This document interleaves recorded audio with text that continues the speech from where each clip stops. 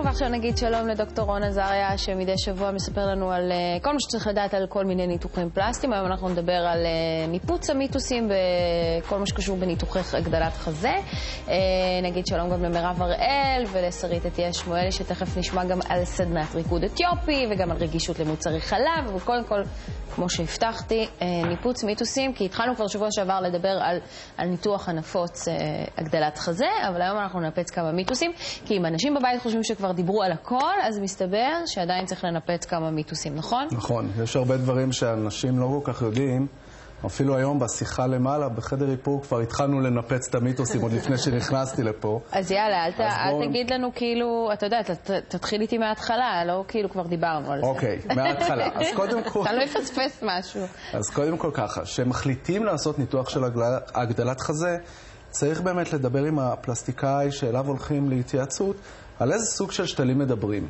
כלומר, מה מתאים לי? מתאים לי שתל שהוא בעל פרופיל מאוד גבוה, כדורי, או משהו שהוא קצת יותר שטוח ואלגנטי. אוקיי. זה דבר ראשון.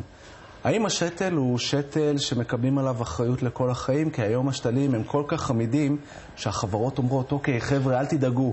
כל החיים אנחנו עומדים מאחוריכם. זה ממש ככה הפך להיות. אז אתה טוען לברר את זה ולדרוש. לדרוש, לברר, כמובן לראות שזו חברה שהיא חברה ידועה וחברה טובה. וכמו כן, הדבר הלא פחות חשוב זה, דוקטור, מה תהיה התוצאה הסופית? כי דיברנו שבוע שעבר ואמרנו שלא תמיד הסטיגמה של חזה עגול, כדורי, שופע, שני מגדלים כאלה, זה בעצם מה שכולנו רוצים. אני סיפרתי שלפעמים קורה שאני פוגש פציינטיות שלי בבדיקה, אפילו אחרי שנתיים אחרי ניתוח, אני לא תמיד זוכר, אני נוגע, רואה, ואני אפילו לא יודע שזה הגדלה. יש גם כאלה מצבים. אוקיי. אז זה דבר ראשון. עכשיו, כמובן שלפני הניתוח צריך לראות על מה מדובר.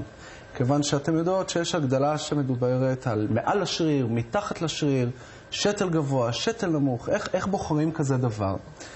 אז קודם כל, בגודל חזה קטן, נשים עם חזה לא גדול, אני תמיד ממליץ ללכת ולהניח את השתל מתחת לשריר. אוקיי. זאת אומרת, לתת לרקמת השריר איזשהו כיסוי מעל השתל. עוד משהו שיחסה את השתל ולא נראה את הצורה הכדורית הנורא מפורסמת, כמו בסרטים האמריקאים האלה. הנה, אני מתחילה עם מיתוס.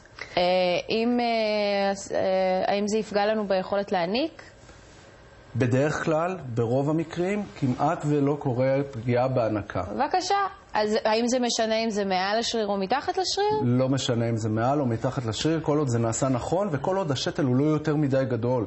כי אם הוא יותר מדי גדול, הוא פשוט דוחק את כל בלוטות החלב ועושה אותן מאוד מאוד קטנות. ואז אולי כן תהיה איזושהי פגיעה. הבנתי. יפה. איזה מיתוס סרטן השד? האם זה מגביר את הסיכויים שלנו לחלות בסרטן השד? אוקיי, באופן מאוד... בשנת 91 ה-FDA האמריקאי אמר, יש ספק לגבי... הנה, היא מתחילה לשחק. זה נעים. כן. יש ספק לגבי היכולת של שתלים מסיליקון לייצר סרטן שד, ולכן הפסיקו בארצות הברית את השימוש.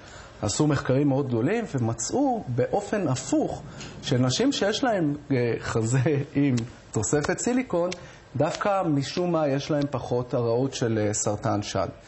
למה זה קורה? לא ממש יודעים. זאת אומרת, האם המודעות, כי כל היום אנחנו עסוקים בלבדוק את השתל, ולכן אנחנו רואים יותר את או שיש לנו גוף זר בתוך הגוף ומערכת החיסונית עובדת יותר טוב? בדיוק ככה. אין, אני כבר יכולה לעבוד בזה. בדיוק ככה. אני אקח את השקוף. אם שמחזיקים את זה, אפשר להבין למה גברים כל כך אוהבים ללוש. באמת?